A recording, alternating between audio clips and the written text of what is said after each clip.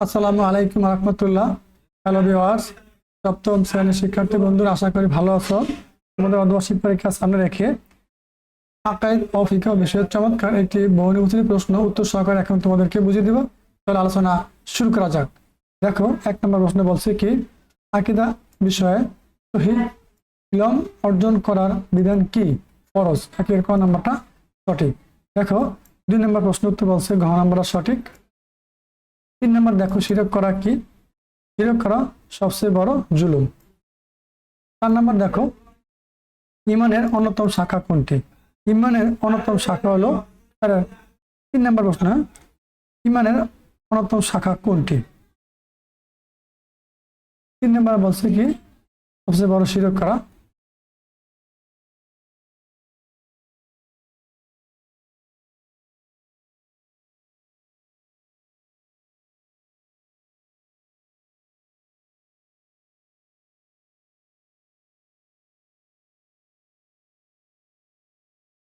আসসালামু আলাইকুম রহমতুল্লাহ। Hello viewers, সপ্তম শ্রেণীর শিক্ষার্থী বন্ধুরা, আশা করি ভালো আছো।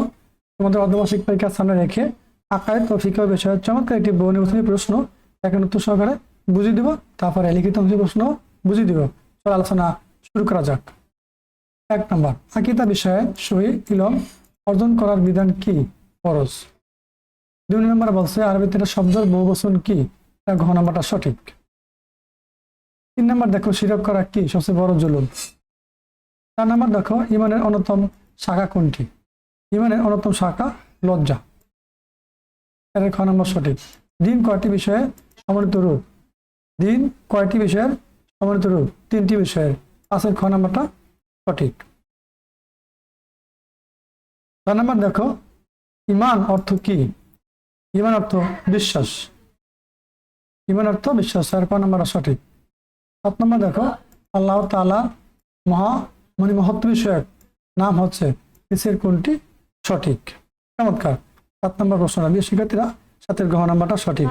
প্রমাণ সংখ্যা 1 এবং প্রমাণ সংখ্যা 3।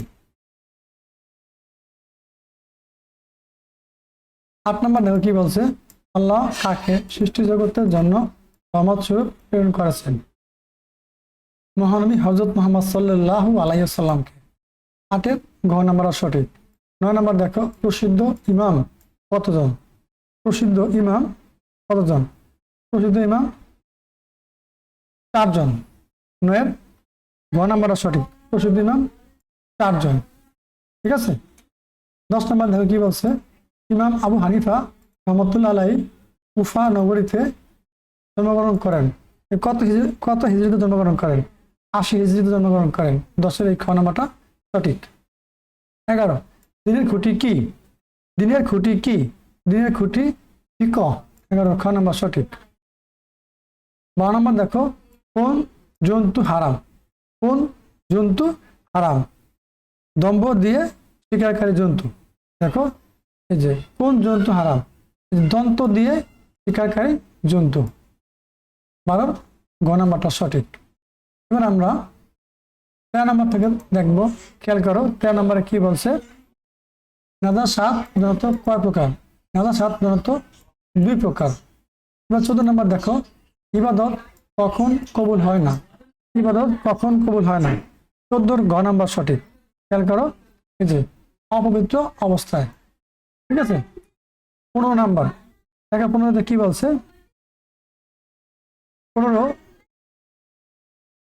নিচের কোন প্রাণীর চামড়া নাফাক? কুকুর। কুকুরের চামড়া নাফাক। ঘ নাম্বার সঠিক। তো দেখো, প্রস্রাব পায়খানার পর ঢিলা কুলুপ ব্যবহারের হুকুম কি? ঢিলা কুলুপ ব্যবহারের হুকুম কি? গ সুন্নাত।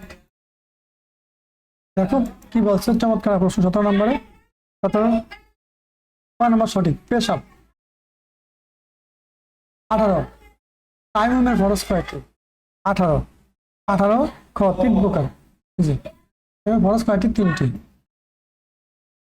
19, হাদিস শরীফে মিসওয়াক বলতে কোন শব্দটি ব্যবহৃত হয়েছে? চমৎকার। প্রিয় শিক্ষার্থীরা, 19 নম্বরের ক নাম্বার সঠিক। 20, ইকামতে কয়বার বলতে হয়? দেখো চমৎকার, একটা প্রশ্ন দিয়ে শিক্ষার্থীরা 20-এর গ নাম্বারটা সঠিক 6 বার করতে হয়। 21 দেখো শব্দের অর্থ কি চাইছে। 21-এর ভিতর খেয়াল করো, আমরা এখন 22-এর গ বন্ধু। 21-এ জানবো, খেয়াল করো 21-এ জানবো। 21-এ খ চরিত্র, এই শব্দের অর্থ কি চরিত্র। 21-এ খ নাম্বারটা সঠিক। 22 দেখো শব্দের অর্থ কি বন্ধু। 22-এর গ নাম্বারটা সঠিক। 23 নম্বর প্রশ্ন দেখো শব্দের অর্থ কি ভালোবাসা। 23-এর গ। 24 দেখো অর্থ কি, এটা হচ্ছে আল্লাহর ভয়। 24-এর ক নম্বর সঠিক। আবার 25 দেখো অন্যের ঘরে প্রবেশের জন্য কয়বার অনুমতি চাওয়া সুন্নত। অন্যের ঘরে প্রবেশের জন্য কয়বার অনুমতি চাওয়া সুন্নত, 3 বার। 25-এর ক নাম্বার সঠিক। হয় বা আকাইদ মান 20, যে কোনো দুটি প্রশ্নের উত্তর দাও। দেখো প্রিয় শিক্ষার্থীরা, এখান থেকে যে প্রশ্নগুলো দেওয়া আছে তোমরা অবশ্যই ভালো করে এই প্রশ্নগুলো চোখ দিয়ে দেখে নিবা। আশা করি এগুলো তোমরা আগেই পড়ে রেখেছো, তারপরে এখনো রিভিশন দিবা, দেখবা কোন প্রশ্নটা যেটা গ্যাপ থাকলে শিখে নিবা। এগুলোর ভিতরে কমন পাওয়ার সম্ভাবনা আছে। দাও বা ফিকহ মান 30, যে কোনো 3টি প্রশ্নের উত্তর দাও। এখান থেকে এই যে 5 থেকে 9 পর্যন্ত দেওয়া আছে, তোমরা এই প্রশ্নগুলো ভালো করে উত্তর সহকারে বুঝে নাও। বা আকলাক মান 10, এখানে দেখো 2টা প্রশ্ন দেওয়া আছে, 2টা যে কোনো একটা অ্যান্সার করতে হবে। তোমরা অবশ্যই এই প্রশ্নগুলো তোমাদের অনুশীলনের গাইড বই ধরে অবশ্যই পড়ে নেবা। বিভাগ দলিল বা দোয়া লিখুন মান 15, এখান থেকে দেখো আকাইদ অংশ থেকে যে কোনো একটা, তারপরে 2টা দেওয়া আছে। ফিকহ অংশ থেকে যে কোনো একটা, এই 2টা দেওয়া আছে। তারপরে আকলা অংশ থেকে যে কোনো একটি প্রশ্ন উত্তর দিতে হবে, এখানে 2টি দেওয়া আছে। ঠিক আছে, তোমরা এই প্রশ্নগুলো শুরু থেকে শেষ পর্যন্ত মনোযোগ সহকারে দেখো, আশা করি তোমরা পরীক্ষা ভালো করতে পারবে।